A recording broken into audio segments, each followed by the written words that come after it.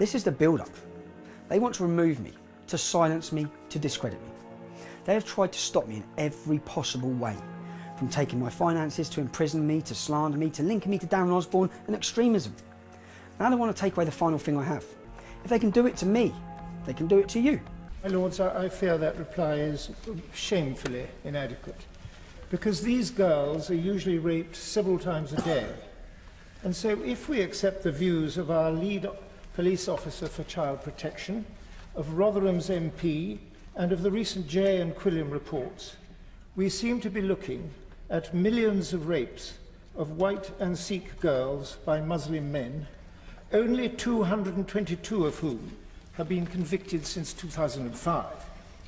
So, my Lords, will the government ask our Muslim leaders whether the perpetrators can claim that their behaviour is sanctioned in the Quran, and to issue a fatwa against it? And second, my Lords, will the government encourage a national debate about the various interpretations of Islam? Can we talk about Islam without being accused of hate crime?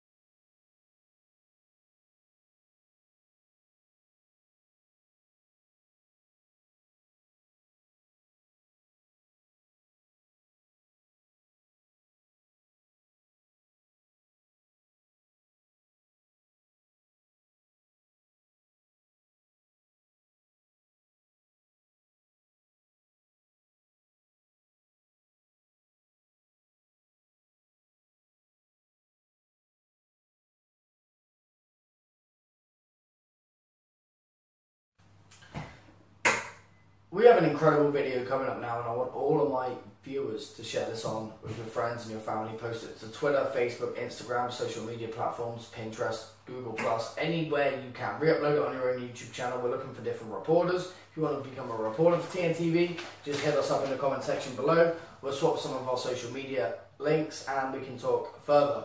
But this video right here, for example, 6 years in prison for posting on social media. That is like Nazi Germany, okay? And it's not. You're welcome to the UK.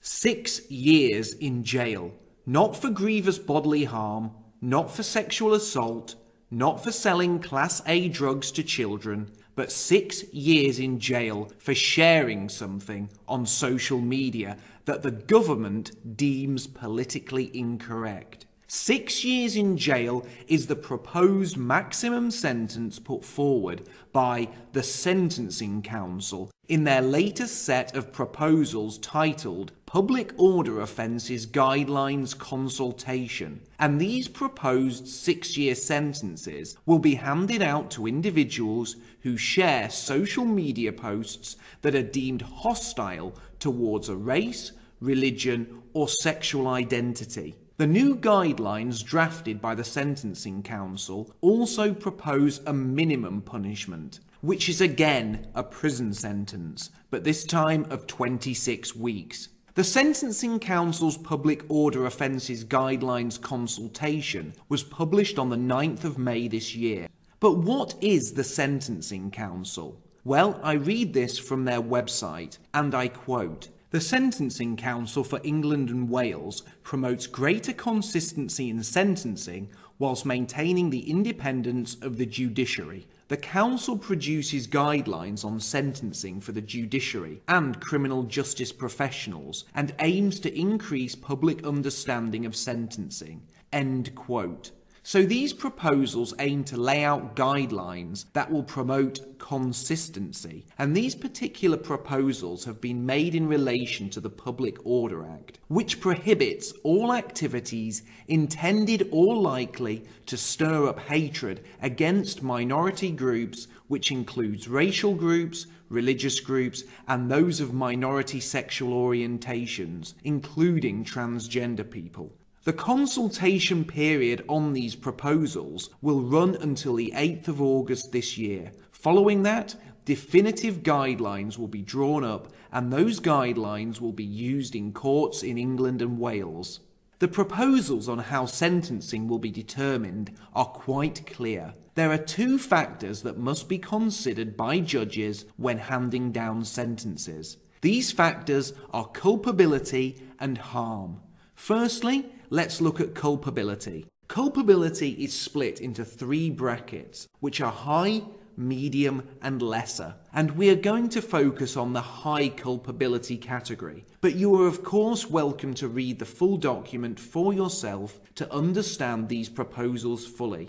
I read this from the proposed sentencing guidelines, and I quote, "High culpability. The factors proposed were identified as factors increasing seriousness of offences in the limited numbers of cases available for analysis. Among the cases analysed, there are a number of hate speech type offences, where inflammatory speeches were given by influential figures with the intention of stirring up racial hatred. Other cases involve publication on YouTube of content inciting serious violence towards particular racial or religious groups. Websites being published including abusive and insulting content, with some activity continuing over a long period of time and intended to reach global audiences. The Council considers that activities of the type listed represent the highest level of culpability for these offences, as they demonstrate a serious intention to stir up hatred towards particular groups."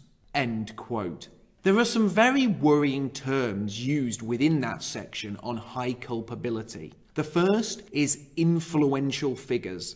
This suggests that sentences will be harsher for those who have large followings or where posts or uploaded content has been viewed a large number of times. This is also bolstered by the following definition related to uploaded content. And again, I quote, "intended to reach global audiences." End quote. So, if an individual has a large following and has uploaded content that was intended to reach a global audience, like, say, a YouTube video, and YouTube is specifically mentioned within this section, that individual could well fall into the high culpability bracket when being sentenced. High culpability also takes into account the period of time over which the individual has been publishing content. So if someone was to post a video that reached a global audience, and that video was part of a long-running series or posted to a channel that had been active for several years, all of those factors could see that person being punished to the full extent of these proposed guidelines. Now let's move on to the second category defined within these guidelines: harm. Harm is split into two categories, which are simply referred to as Category 1 and Category 2. Again, we will focus on the guidelines for Category 1 offences, which are as follows, and I quote, "Harm Category 1 factors. The proposed factors are intended to reflect the most serious harm which could be caused by this offence. The ways in which these offences can be committed are wide-ranging, which the factors reflect. The Council considers that the most serious harm present in these offences would be cases where activity is encouraged which threatens or endangers life, as well as cases involving widespread dissemination of material and/or a strong likelihood that many would be influenced." End quote. Obviously, this definition includes cases where people are encouraging activity that threatens or endangers life, and from my point of view, that is not unreasonable. Anyone using a platform to call for the murder or physical harm of others should indeed be prosecuted. After all, there are plenty of Islamic extremists and left-wing activists that call for violence. It just seems as if the police are less inclined to pursue charges against these groups when they are the ones issuing any kind of threat.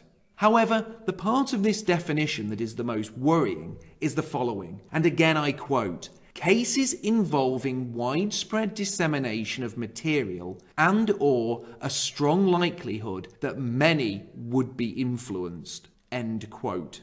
So if you were involved in a case of widespread dissemination of material where many would be influenced, then you could well be placed into category 1 when it comes to causing harm under this definition. However, the term many is not defined. Is it 1,000, 10,000, 100,000, or even 1,000,000? Because if many is defined in the low thousands or even hundreds, that could literally affect almost anyone with a Facebook, Twitter, or YouTube account.